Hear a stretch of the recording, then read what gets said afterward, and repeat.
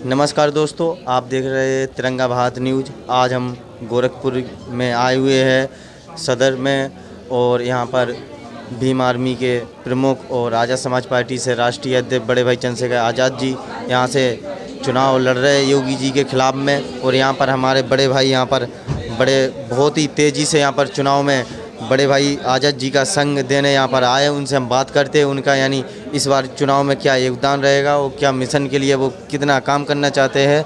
Sir, आपका जो mission है भीम आर्मी भारत एकता मिशन, आप इसमें काम कर रहे हो, तो आप किस नज़रिए से इस मिशन को देखते हो, किस आधार से आप इतनी बुलंदियों पे छुए आपने?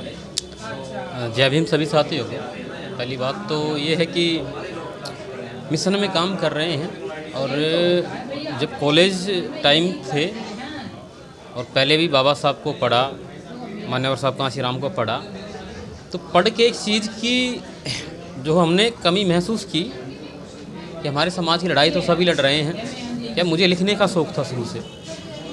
तो मैंने सोचा कि मैं अपने लहजे में इन सब चीज़ों को, समाज के साथ जो जुल्म ज़्यादती अत्याचार होते हैं और बाबा साहब का संघर्ष, उनके कही हुई बातें, उनके तर्क, मान्यवर साहब कांशीराम जी के और भी बहुजन समाज के जैसे कि ज्योतिबा फूले, पेरियार साहब, ललित सिंह यादव जी, तो इनको मैं कैसे लोगों तक पहुंचाऊं, मतलब मेरे वे में।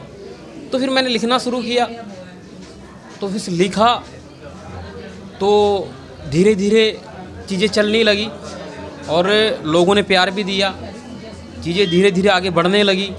कई चीज़ों का सामना भी आया, लेकिन हिम्मत नहीं आ रही, चलते रहे धीरे धीरे।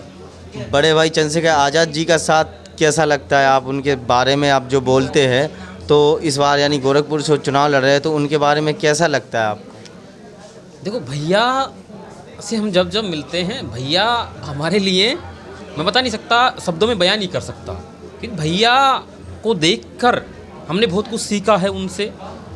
और कहीं ना कहीं उन्होंने जो मूवमेंट खड़ा किया है, बाबा साहब और मान्यवर साहब कांशीराम के मूवमेंट को उन्होंने फिर से जिंदा किया है, उसकी बदौलत हम हैं यहाँ। और भाई लड़ाई लड़ रहे हैं बहुजनों की विचारधारा पर, हम उनके साथ हैं। इसी वजह से आज भाई के लिए यहाँ प्रचार करने आए हैं। और भाई का एक तरफा माहौल है, भाई यहाँ से सीट निकालेंगे, क्योंकि जो गोरखपुर की जनता है इस तानाशाही शासक से परेशान है, इस तानाशाही शासक से परेशान और बदलाव चाहती है। क्योंकि देखो, कोई सा भी समाज हो, रोजगार सबको चाहिए, शिक्षा सबको चाहिए, चिकित्सा सबको चाहिए, तो ये चीज़ें हैं जो सबको चाहिए, है ना। अब एक बात बताओ, तानाशाही शासक नफ़रत के आधार पर कोई समाज नहीं बनता, नफ़रत के आधार पर वो बांटना चाह रहे हैं। तो शेखर भाई एक देश के, मतलब प्रधानमंत्री के प्रदेश के, उनको सीधा टक्कर दे रहे हैं। और उन्होंने कहा कि तुम्हारी तानाशाही नहीं चलेगी, भारत में लोकतंत्र है, बाबा साहब ने वोट का अधिकार दिया है, वोट लड़ने का अधिकार दिया है। तो शेखर भाई सीधा उनको चैलेंज कर रहे हैं और यहाँ से सीट निकालेंगे।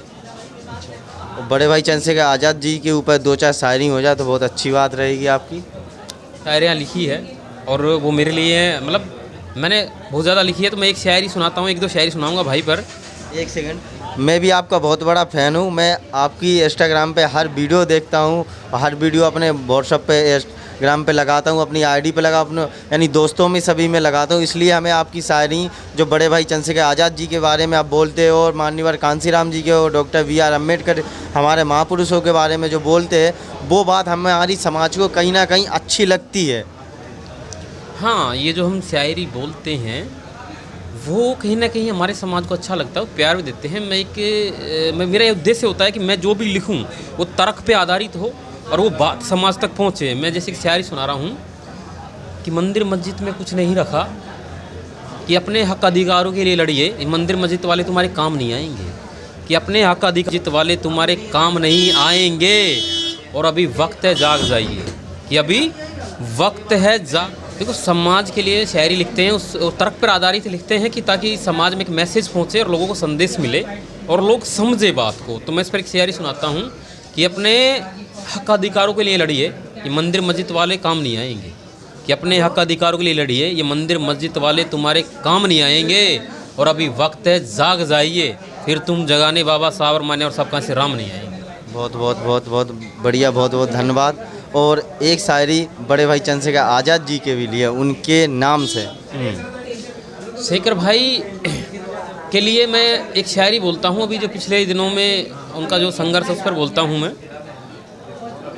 कि कभी वो हाथरस तो कभी नेमावर गया है, कि कभी वो हाथरस तो कभी नेमावर गया है, ठीक है।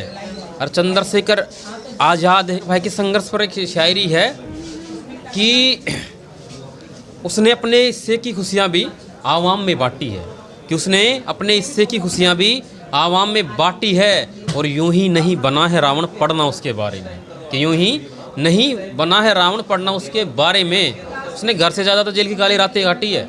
शेखर भाई संघर्ष से बने हैं, और वो 7 से 8 साल का पिछला संघर्ष है।